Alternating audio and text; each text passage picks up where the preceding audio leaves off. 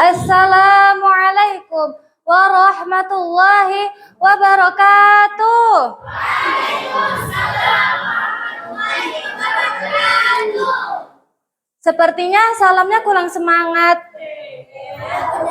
Beli talam di kedai Pak Mamat.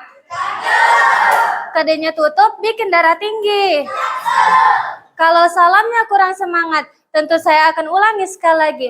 Assalamualaikum warahmatullahi wabarakatuh. Waalaikumsalam warahmatullahi wabarakatuh. Innal hamdalillah nahmaduhu wa nasta'inu wa nastaghfiruhu wa nastahdi may yahdihillahu fala mudhillalah wa may yudlil fala hadiyalah wa nashhadu an la ilaha illallah wa nashhadu anna Muhammadan abduhu wa rasuluh amma ba'du.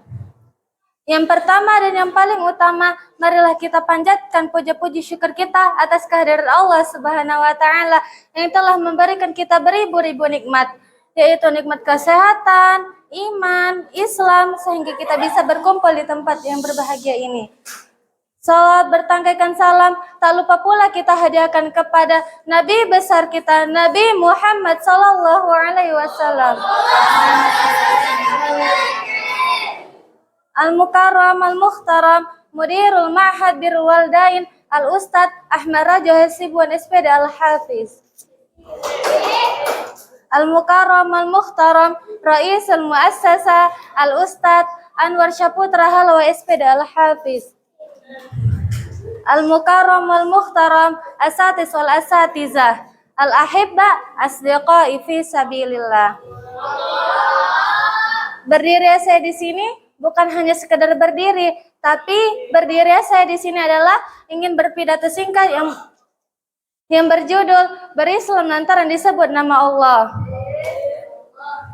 Kita seharusnya tahu bahwa kehidupan di dunia ini bukan apa yang kita mau, tetapi kehidupan di dunia ini adalah apa yang Allah mau dan apa yang Allah tetapkan. Para hadirin rahimakumullah, kebanyakan manusia telah melupakan hal yang fundamental ini, bahwasanya ketika mereka hadir di dunia ini, mereka menjadi pelakon kehidupan. Mereka menyangka bahwa apa yang sebenarnya mereka miliki itu adalah miliknya, padahal itu semua adalah titipan dari Allah. Mereka menyangka bahwa mobilnya adalah miliknya, hartanya adalah miliknya, jabatannya adalah miliknya. Padahal kita semua hanyalah makhluk dan Allah lah sang Khalik yang menciptakan kita, satu-satunya zat yang berhak atas apa yang kita sangka sebagai milik kita.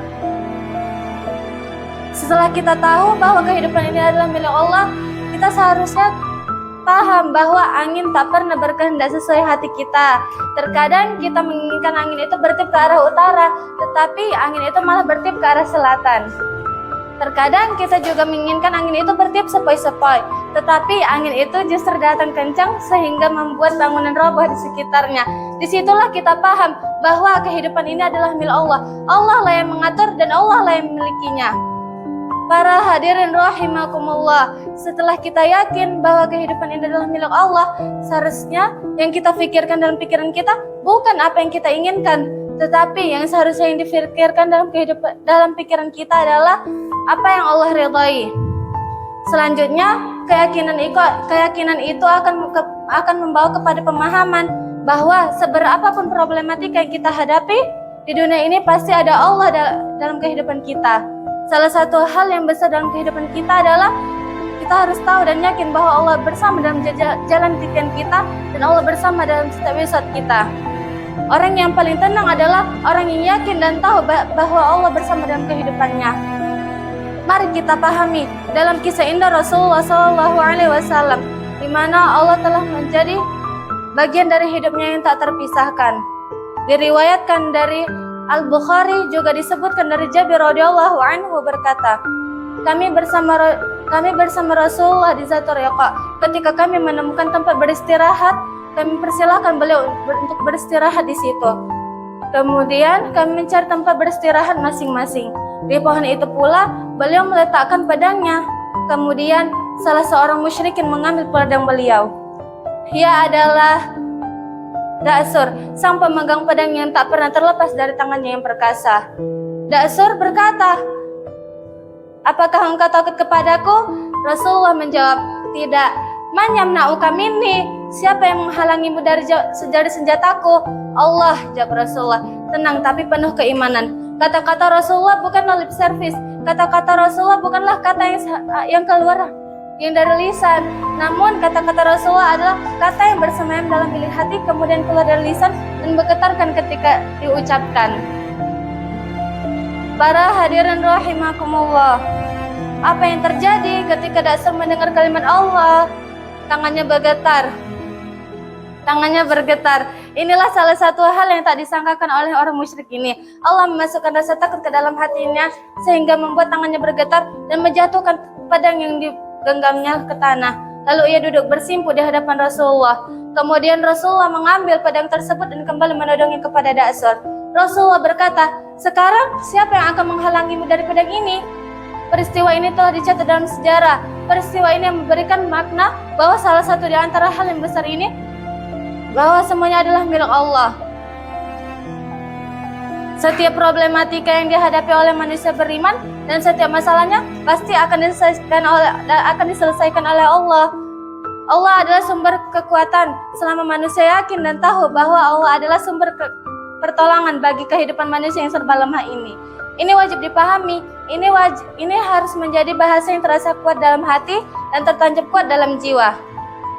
Banyak orang yang mampu mengucapkan lafaz Allah, tetapi apa aslinya? Mereka tak menghadirkan Allah dalam kehidupan mereka. Kata-kata Allah hanya lip sync, sekadar baca. Bukankah orang munafik juga sering melafazkan nama Allah? Bahkan mereka juga sering bersumpah dengan nama mulia itu. Apa yang terucap dari lisan tak banyak membawa manfaat, kecuali dari hati yang terdalam. Dari episode kehidupan Nabi itulah yang membuat Da'sur masuk Islam hanya mendengar satu kata. Namun, apa satu kata tersebut? Satu kata tersebut itulah yang membuat tangan Da'sur bergetar sehingga pedang yang ia genggam itu jatuh ke tanah. Padahal, dalam track recordnya, pedang Da'sur tak pernah jatuh dari tangan yang perkasa. Mungkin ini saja yang bisa saya sampaikan. Lebihnya enggak, kurangnya iya. Mohon maaf bila ada kesalahan kata. Wabillahi taufik wal hidayah. Wassalamualaikum warahmatullahi wabarakatuh.